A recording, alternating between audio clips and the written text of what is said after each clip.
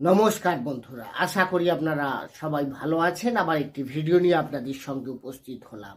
আজকের বিষয়বস্তু মিথুন রাশির জন্য খুবই গুরুত্বপূর্ণ, কারণ আজকে যে বিষয় নিয়ে আলোচনা করব তা হলো মিথুন রাশির মাসিক রাশিফল সেপ্টেম্বর 2024 আপনার কেমন যাবে, 9টা গ্রহের অবস্থান কেমন থাকবে এই মাসে, সেই অনুযায়ী আপনার লাইফে যে যে ঘটনা এই গ্রহ দ্বারা ঘটবে সেটা নিয়ে আজকের আলোচনা। বন্ধুরা, মিথুন রাশির ব্যক্তিরা তো বহু রয়েছে পৃথিবীতে, প্রশ্ন এক একজনের এক এক রকম থাকে। তো কারো কারো কেরিয়ার নিয়ে কোনো উন্নতি দেখতে পাচ্ছেন এই মাসে, আবার কেউ চাকরি চেঞ্জ করতে চাইছেন বা আপনি চেষ্টা করছেন যারা অনেক দিন ধরে চাকরি পাওয়ার, সেই সব মিথুন রাশির ক্ষেত্রে এই মাসে চাকরি হচ্ছে কিনা, বাকি আপনি কোনো শুভ কাজ করতে যাবেন এই মাসে আপনার কোনো বাধা আসছে কিনা, বা আপনি কোনো বিজনেস শুরু করতে চাচ্ছেন এই মাসে আপনার বিজনেসটা কেমন যাবে। আপনি অনেক দিন ধরেই চেষ্টা করছেন বিয়ের জন্য, কিন্তু বিয়ে আপনার হচ্ছে না, বাধা আসছে, তো সেক্ষেত্রে এই মাস আপনার জন্য কি ঠিকঠাক? তো এইসব প্রশ্নের একাধিক যে প্রশ্ন রয়েছে উত্তর কিন্তু পাবেন এই ভিডিওর মাধ্যমে, তাই ভিডিওটি কিন্তু প্রথম থেকে শেষ অবধি দেখুন। দেখার পর যদি আপনার ভালো লাগে, পারলে চ্যানেলটিকে সাবস্ক্রাইব করে আমাদের সঙ্গে থাকতে পারেন, এবং সাবস্ক্রাইব করলে পাশে থাকা বেল আইকনটি অবশ্যই প্রেস করে রাখবেন, কারণ এই ধরনের ভিডিও নোটিফিকেশন পরবর্তীকালে আপনি সহজে পেয়ে যাবেন। এরপরে এই ভিডিওর শেষে থাকবে মিথুন রাশির জন্য কিছু প্রতিকার, যাতে আপনার অনেক উপকারে আসে। এবার আসবো আলোচনায়। তাহলে যখনই সেপ্টেম্বর শুরু হবে, আপনার রাশির সাপেক্ষে গ্রহের অবস্থান থাকবে অনেকটা এরকম, অর্থাৎ আপনার রাশির তৃতীয় ভাবে অবস্থান করে থাকবে রবি, বুধ চতুর্থে, শুক্র তার সঙ্গে সঙ্গে কেতু, আপনার রাশির নবম ভাবে থাকছে শনি, দশমে থাকছে রাহু, দ্বাদশ ভাবে অবস্থান করে থাকবে আপনার বৃহস্পতি। তাহলে গ্রহের অবস্থান যা থাকছে সেই অনুযায়ী যদি দেখা যায় এই মাসে স্বাস্থ্য আপনার কেমন যাচ্ছে, স্বাস্থ্য বিচার করা হয় রাশির অধিপতি গ্রহের অবস্থান অনুযায়ী। রাশির অধিপতি গ্রহকে না বুধ, যে কিনা আপনার রাশির সাপেক্ষে তৃতীয়ভাবে অবস্থান করে থাকছে 22শে সেপ্টেম্বর পর্যন্ত। তাহলে 22শে সেপ্টেম্বর পর্যন্ত তৃতীয় ভাব আমাদের কিন্তু শুভ নয়। তৃতীয় ভাব থেকে আমরা দৌড়ঝাঁপ, ট্রাভেলিং এইসব বিচার করি। তো সেক্ষেত্রে আপনার যেমন ছোটোখাটো ট্রাভেলিং ঘটবে, তার জন্য কিছুটা শরীরে ক্লান্তি আসতে পারে, বা আপনার কোনো অ্যালার্জি, ইনফেকশান, এগুলো কিন্তু হালকা হলেও ইনফেকশান জনিত কিছু সমস্যাও আপনার দেখা যেতে পারে, আপনাকে একটু সাবধানে এগোতে হবে। বাকি যদি 23শে সেপ্টেম্বরের পর যখন বুধ আপনার 4th হাউসে গোচর করে যাবে স্বক্ষেত্রে, সেক্ষেত্রে কিন্তু দেখা যাবে স্বাস্থ্য আপনার ঠিক হওয়ারও সম্ভাবনা আছে, এবং সেই সময়টা স্বাস্থ্য নিয়ে বেশি চিন্তা করার কারণও নেই। এরপরে যে বিষয়ে আসবো সেটা হচ্ছে আপনার পড়াশুনো বা শিক্ষা নিয়ে।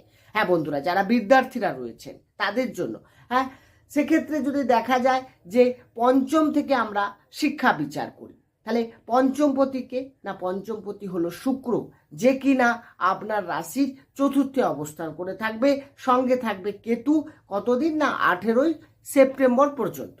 তাহলে 18ই সেপ্টেম্বর পর্যন্ত আপনার চতুর্থ ভাব যদিও কেন্দ্র, বুধের ঘর, কিন্তু নিচস্থ, এটা যেমন আছে তেমনি পঞ্চমের দ্বাদশ হচ্ছে চতুর্থ ভাব। সেই জায়গা থেকে দেখতে গেলে আপনার এই সময়টা কিন্তু পড়াশোনার ক্ষেত্রে কিছুটা মাইন্ডটা ডাইভার্ট হতে পারে। বাকি আপনি যদি কোনো এক্সাম থাকে, আপনার দেখবেন এন্ড মুহূর্তে, মানে শেষ মুহূর্তে দেখবেন আপনার ভুলে যাওয়ার একটা টেন্ডেন্সি, মনে না আসা, আপনি অনেক চেষ্টা করছেন তারপরেও আপনার সে জিনিসটা মাথায় থাকছে না, ভুলে যাচ্ছে, এটা দেখা যাবে। কিন্তু 18ই সেপ্টেম্বরের পরে যখন শুক্র পঞ্চমে গোচর করে যাবে, তখন থেকে কিন্তু আপনার শিক্ষার ক্ষেত্রে উন্নতি দেখাচ্ছে। ওই সময় যদি আপনার এক্সাম থাকে, কোনো ইন্টারভিউ থাকে, কোনো আপনি বাইরে কোনো যাচ্ছেন শিক্ষা নিয়ে, সেক্ষেত্রে কিন্তু আপনার অনেকটা ভালো ফল দেবে। এরপরে যে বিষয় আসবো সেটা হচ্ছে প্রেম ভালোবাসা। একইভাবে পঞ্চম থেকে প্রেম ভালোবাসা বিচার করা হয়। পঞ্চমপতি আগেই বললাম চতুর্থে থাকছে কেতুযুক্ত হয়ে, এবং রাহুর দৃষ্টি রয়েছে। সেক্ষেত্রে প্রেমের ক্ষেত্রে ডাউটনেস, সন্দেহ, এবং সামনের ব্যক্তির সঙ্গে সামান্য ছোট ছোট ব্যাপার নিয়ে এমন মিসআন্ডারস্ট্যান্ডিং তৈরি হবে যাতে প্রেমের ক্ষেত্রে নানা সমস্যা দেখা যেতে পারে।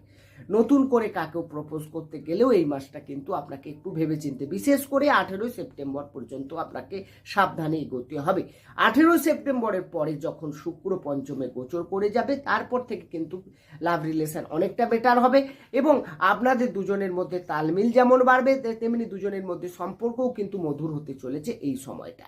এরপরে যে বিষয় আসবো সেটা হচ্ছে আপনার বিবাহিত জীবন। তাহলে বিবাহিত জীবন বিচার করা হয় সপ্তম ভাব থেকে। সপ্তমের অধিপতি গ্রহকে বৃহস্পতি, যে কিনা আপনার রাশির দ্বাদশে অবস্থান করে থাকছে।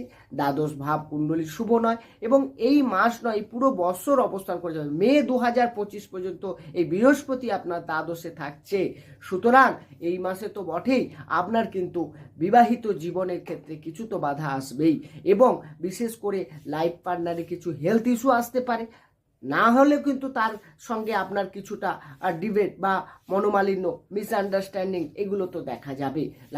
আপনার লাইফ পার্টনারের কেরিয়ারেও ক্ষেত্রে কিছুটা বাধা আসতে চলেছে। এই সময় আপনাকে একটু সাবধানে এগোতে হবে, বা যারা বিয়ে নিয়ে এগোচ্ছে তাদেরকেও একটু সাবধানে এগোনো দরকার আছে।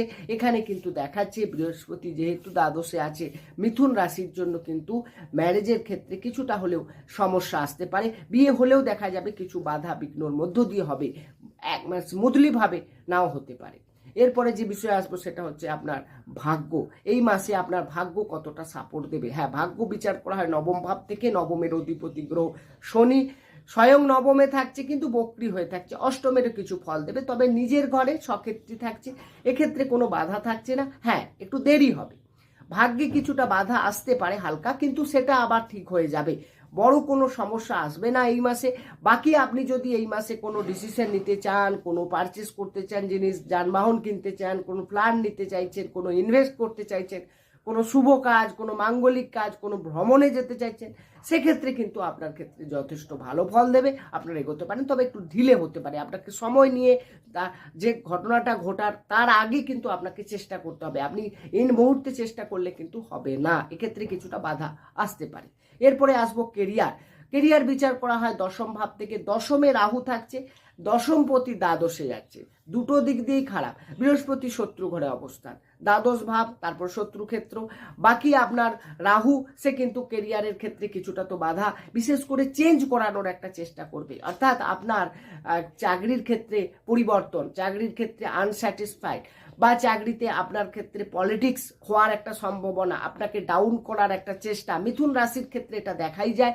বিগত দিনেও কিন্তু এটা ঘটনা ঘটছে এবং আগামী কয়েক মাস কিন্তু আপনাকে অবশ্যই বেশ সাবধানতার সহিত এগোতে হবে। বিশেষ করে কেরিয়ার নিয়ে তো আপনি কোনো তাড়াহুড়ো করবেন না, কোনো ভুল ডিসিশন তো নেবেনই না, আপনি কিন্তু ভুগতে পারেন। এখানে কিন্তু বৃহস্পতির অবস্থান ঠিক নেই, গুরু আপনার সাপোর্টে নেই।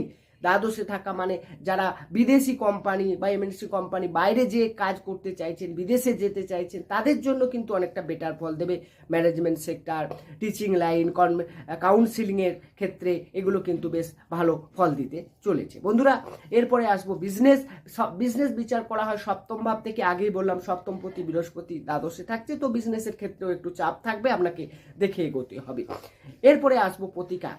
বন্ধু, প্রতিকার আসার আগে যেটা বলে নেব সেটা হচ্ছে, আপনার এই আলোচনা কিন্তু রাশিভিত্তিক আলোচনা। জন্মকালীন গ্রহের অবস্থান তো আমার জানা নেই, সেক্ষেত্রে কিন্তু ফল তারতম্য হতে পারে। কারণ যদি কারো গ্রহ দশা খারাপ চলে বা গ্রহের অবস্থান আপনার জন্মের সময় থেকে ভুল ডিস্টার্ব থাকে, সেক্ষেত্রে এখন গোচরে গিয়ে আপনি যদি ভালো ফলও আমি বলি, সেক্ষেত্রে কিন্তু খুব একটা ভালো ফল দেবে না।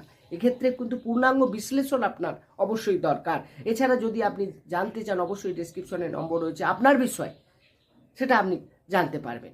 প্রতিকার, বন্ধুরা, এই মাসে বৃহস্পতি তো দ্বাদশে থাকছে, তো বৃহস্পতির জন্য আপনারা অবশ্যই বৃহস্পতির বীজ মন্ত্র 108 বার জপ করতে পারেন প্রত্যেক দিন। সেটা হচ্ছে ওং গ্লাং গ্রিং গোং সা গুরবে নম। এছাড়া আপনারা বুধের বীজ মন্ত্র জপ করতে পারে, ওং ব্রাম ব্রিম ব্রোম সা বুদ্ধায় নম 108 বার। এক্ষেত্রে আপনার কিন্তু অনেক বেটার ফল দেবে। বন্ধুরা, এই আলোচনা রাশিভিত্তিক আলোচনা, তো সেক্ষেত্রে আপনার ক্ষেত্রে যদি কোনো প্রশ্ন থাকে অবশ্যই ডেসক্রিপশনে নম্বর রয়েছে, সেখানে গিয়ে যোগাযোগ করুন।